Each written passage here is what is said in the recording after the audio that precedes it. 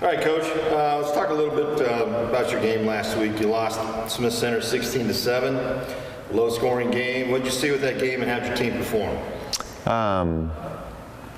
There was a lot of, I would say, first-game mistakes. We got a lot of things to clean up, not to take anything away from Smith Center because they are a fast and physical team. They're very good. But I think there's a lot that we can take away from that game as far as a learning experience and hopefully build from there. That's why, being at Smith Center and playing at Smith Center, and you guys number 3 ranked and they're a number 1 ranked team, so first game of the season. So you're kind of in a sort of a rebuilding year a little bit. You lost a couple of key players last year.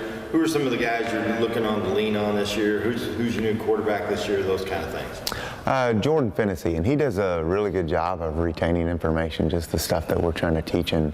But as far as the leadership and some guys that I'm trying to lean on are more of those seniors now who played last year, like Hayden Gillum, Nolan Jones, Noah Hansen, several of those guys that I expect good senior leadership of when things aren't going perfectly, we can look to them to build us up instead of break us down or get upset. How many seniors you got out this year, Greg? Quite a few. I honestly don't know if there's like 10 or so, but yeah, quite a few. All right, goals for your team this year, and where do you think you guys got a tough road here your first 4 weeks. So what's your goals for the season here so far? Our goal each season is to win the district, okay? And if we can win our district, then we just try to win one game at a time after that. I kind of figured that answer there, Coach. All right, so what's keys to a victory for you guys at Norton on Friday night? We've got to cut down our penalties.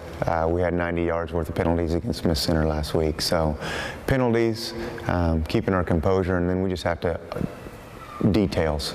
There's a lot of details on offense and defense that we have to get much better. Like you said, we're young in spots, and those details of those new guys filling in on those spots have to be much better, a lot more crisp all the way around.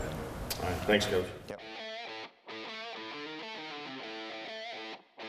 Hey, you beat Goodland last week, 37-34. You guys scored 21 points in the fourth quarter to win. Your thoughts on that game last week? Really, we started out really well. We got a safety, and then we went down and scored on our opening drive. And that's something we had talked about the last several years. The first game, the first quarter or so, it's pretty slow for us. So I was proud of the way we came out. But, Goodland has a good team, bunch of seniors, and they played hard. And really, they probably outplayed us for most of the game up until the end when we we were fortunate. A lot of our kids made plays, whether it was the onside or some of the catches that were made, and obviously Jace with his legs and his arms. We just made some big plays in that last couple minutes, and we're fortunate enough to pull it out. But like I said, Goodland has a very good team, and I thought it was a good game. Yeah, that's what Curtis and I caught it on the radio on the end coming back, and that was interesting towards the end. Pretty interesting. All right, the MCL looks to be pretty tough again, like usual. How many seniors do you have out this year? We have 8 seniors out this year. All right. You got Plainville this week. They battled Smith Center last week, 16-7, pretty tight game.